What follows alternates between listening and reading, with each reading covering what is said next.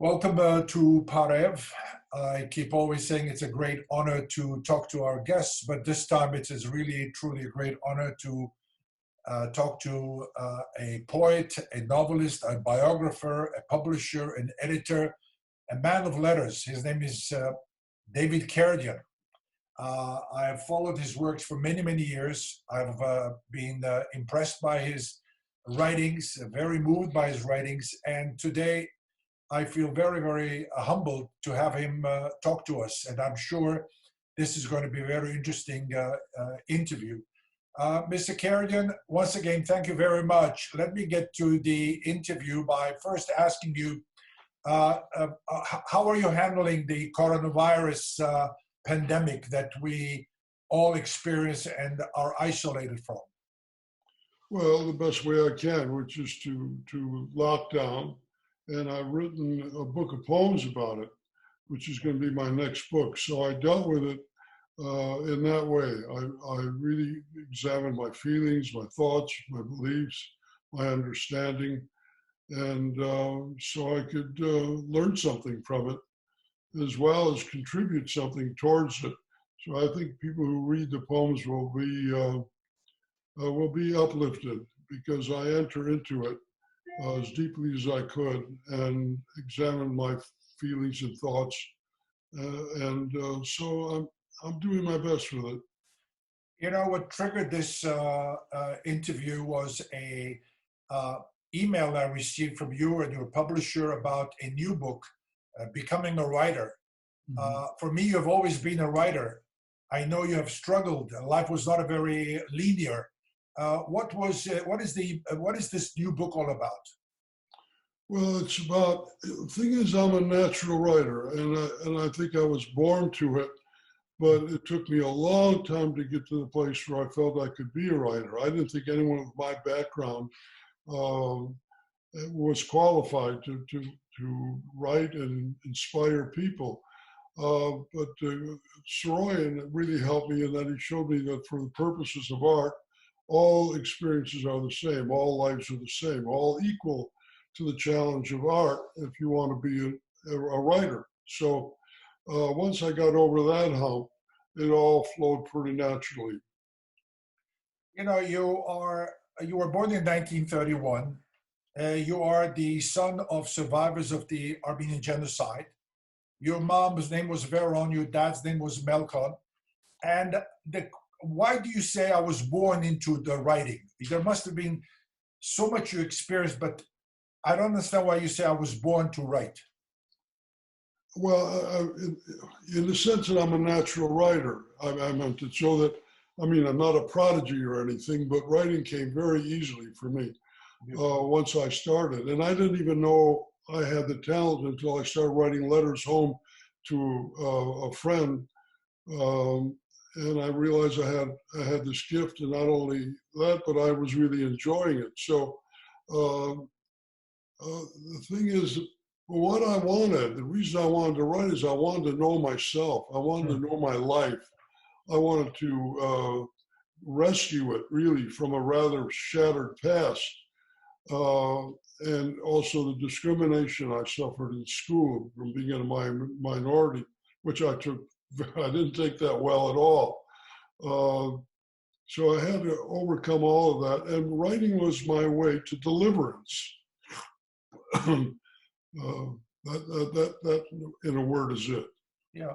You know, you speak, you have experienced racism, whether you tell me now or I read in your books.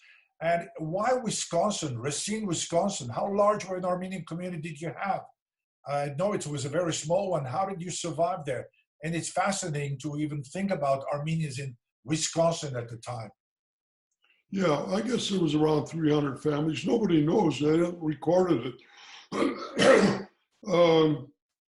So it was a subculture. There were other subcultures there that were existing. The Czechs, the Swedes, the Slavics, the Italians. So I was not alone. But I was the first writer to come out of there. I mean, writing was unknown there. There weren't even artists when I was growing up of any kind.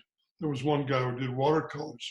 So the idea of it was profound. And when I mentioned it to anyone, people would laugh at me, that it was absurd that I could to think that I could be a writer. So for me, it's a very exalted place of writing, all of the art. Let me go into a book which I think is just, and you told me it's your dream book. This is the book, I'm sure you know, like you can see it on the screen, Forgotten Bread. You have given, you have immortalized and you resurrected American Armenians, the first generation of writers. Why did you call this my dream work? It was my dream book in a sense that since I wanted to be a writer and I felt I had a very strong sense of being a minority, the fact that other Armenian writers could emerge and survive, and three did at the same time, Harry Barba, Marjorie Hosepian, and Peter Surian, they all got published by major publishers, so I saw there was a hope in this. So I was very interested in my legacy from the beginning. I mean, not for my mother's story, but I did a book I'm very proud of called A Song of the Stork, early and ancient Armenian songs, which I translated into poetry. And that isn't all I've done, but that's some of it. I've translated Chadens, published a small book. But this one was very important to me because it was a history of us, of our life as writers in this time, coming out of the genocide, because, you know, the first generation also was impacted heavily by the genocide, and I wanted to work my way through it. I didn't want to mire myself in it. I didn't want to be forlorn about it. I wasn't going to be defeated by it or diminished in any way. I would succumb it and overcome it the same way my mother survived the genocide. I'd survived the surviving of the genocide. So these things are very important to me because it's my identity, it's my reality, and it deals with my soul. So that book was very important to me because I wanted to see how others did the same thing. And the main thing that I had in mind, because when I and other writers came along, we were all compared to Soroyan. Mm-hmm. And I realized that was a terrible mistake on the part of critics or whoever was doing that assessing, because what Soroyan had was an Armenian sensibility. And as we began to write, I saw it in all of us. It was the same sensibility. And it was also the history and the rest of it, but there was a feeling. And I think that was extremely important. So I've been very instrumental in bringing ethnic writing into the canon of American literature. That's been one of my tasks, and I fulfilled it to the degree that I could. So doing Forgotten Bread was just kind of like a dream book. I really wanted to preserve that history once and for all. And I did it. I did it. It was great. I loved it. Nobody else loves the book except you and me. It didn't sell at all. They pulped it. I mean, nobody reviewed it. Yeah, no Armenian bought it. You know, but that's life for a writer. You know, a good friend of yours, Jack Andreasyan, in one of his writings, he said, the connection of Armenians to their art and culture is legendary and only legendary. You know, that's something that's right. I think he was very right. But you know, there's another American poetess, Emily Dickinson. Nobody discovered her. Nobody read her books, maybe. Nobody knew about her writings till after she died. Mm-hmm. You know, what I'm trying to say is you have put your life on paper, in books, in poems, and I think it will come out one day and it will shine as brightly as it should, because you have done a big, big, great service to young Armenian writers, because you have also selected 17 of the new generation to write about the old generation. And this is something extremely beautiful. Let me go to the other book, which I also have read quite a few times, The Road from Home. This is the biography, or maybe fiction, about the life of your mother, Veron. And she was only 16 when she came to America as a mail-order bride. This must have been amazing. What was the influence of your mom? How was she able to handle life in America from that young age? Well, that's her character. Nobody can. I mean, what can you say about anybody? Everybody handles it differently. And she was a very strong, resolute, very positive, very warm, and very giving person. She always invited the DPs when they came in and do whatever she could for them. And I've written poems about this. She would go to the old women who were suffering, who were alone, who had survived, and she would go there to comfort them. Mm. And I would go, and she'd bring me a tablet, and I would start drawing. So my apprenticeship, that was part of my apprenticeship. Mm-hmm. And to see that suffering and to absorb it was what I did. Must have been a very, very special experience you went through, and your dad, who was a very hard worker. Tell me something about your dad, because there are many, many poems about your dad. And at one point you were rebelling against him. At a certain age, you try to understand him, try to ask for maybe forgiveness, or trying to tell him, now I understand what you were trying to do. Yeah, well, my father was a very simple, honorable man, and he helped his family when he came to this country, sending his money back there, doing whatever he could. And so I had great respect for him, but he was a very simple person, and he was a peasant stock. And my mother aspired to a higher station in life. She had her heirs, as so many Armenian women do. And so I had to wed those two in myself, which was a very interesting process for me. I was always in defense of my father. I was always defending him, really, and in my mind. And I wanted everything for him. My mother, I felt, was okay because she was a strong, stable woman. So those are the mixture that I came into. So I'm a mixture of those two.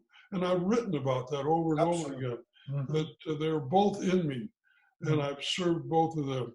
Now, my mother's story is interesting because I didn't want to hear it until I finally made the promise to do it, because I took on the responsibility. I was the only writer around, and nobody's taken it on. So I took it on as a chore, as a task, as a service. So, and I wrote it in the first person because I didn't want to go into the genocide. And so I limited the genocide to what my mother saw. So I didn't have to get into it. It wasn't going to be a book where I was going to defend or criticize or condemn anybody. I wanted to tell the story of a survivor. I wanted it to be very simple on that level. And miraculously, and I'm not the only person who's been able to do this, but I was able to enter into my mother and experience the genocide with her. So it's fiction, but it's really, she said afterwards, how could you have known all that? How did you know the people so well, their behavior, their conduct? And I did because I was there. There are quite a few poems that you wrote to your dad, about your dad, especially one day when you were a young kid, you would walk in the street and look through the cracks of the cafes. They were sitting in the coffee shops, I guess, at the time. I don't know exactly how to describe it. It was not Starbucks, but you would watch the suffering, the shattered hopes of my people, you said. That's it, with having Turkish coffee. What was it like? What was the role of these cafes? What were they looking for as they would congregate in these places? Well, of course, only they know that, because we didn't go in them. Finally, when I was a little older, and I started shining shoes in taverns for 10 cents, 20 cents, we would go, my friend and I would never go in alone. We'd go to the Armenian coffee house, and they would let us, they would give us a shoe to shine. They'd all gather around and ask us questions, as they always did. What's your father's name? Oh yeah, you're Melkon's son, So I absorbed all of that. Looking through the doors, as I've described in the poem, is just a metaphor for seeing that life. And I was deeply touched by it. I've been affected by it. It's influenced my life. And I think the father is the symbol. it's through the father that you enter the race and become a part of it. And so that's all I can say about it. Let me move into something which is close to us. Your parents were survivors of the genocide. You know the role genocide plays in the life of Armenians. It strangles us, maybe. It's our history, our culture, our being. What is your take of the way you handle the question of genocide? Now, I've written a new book, which is actually a collection of poems on the subject, and the book is called Resurrection. And what I'm interested in is what was the aftermath. So I'm writing about the aftermath of the genocide because I'm part of that. I'm not part of the genocide because I wasn't there. Its effects are in me, but my life is the aftermath. And I have begun to turn it around, to turn this great suffering and tragedy in some kind of exaltation by showing that we survived, how we survived, and what our life was like. And I think it's going to be a very interesting and important book because it's going to be possible for people to begin to look in the other direction instead of all of the animus and hatred towards the Turks into a celebration of their own ability to survive and go on. Because we're also survivors. You know, I'm the son of a survivor, but I'm a survivor because I survived the aftermath in the sense that I didn't go down into the pit of hatred and venom towards the Turks or anything else. I thought, now we have a life. This is it. This is where we are. We can't change the past. What can we do with the present and with the future? And that's where I put all my attention. And I think I've done something. Well, we'll see. Well, we'll see what the results will be for the Armenian people. But for myself, I feel exonerated and terrible and very helpful. What would you like to see improved in our community? Well, greater understanding, forgiveness, of course, of everything that's happened, instead of the opposite, which is prevalent in many places. But just to know yourself, to know your life, to know your being, to work for being instead of just for profit or for popularity or for fame or anything else, but to grow your own being, because that's our great possibility here, is to grow in being. And the rest is just life, you know. There's nothing you can do about it.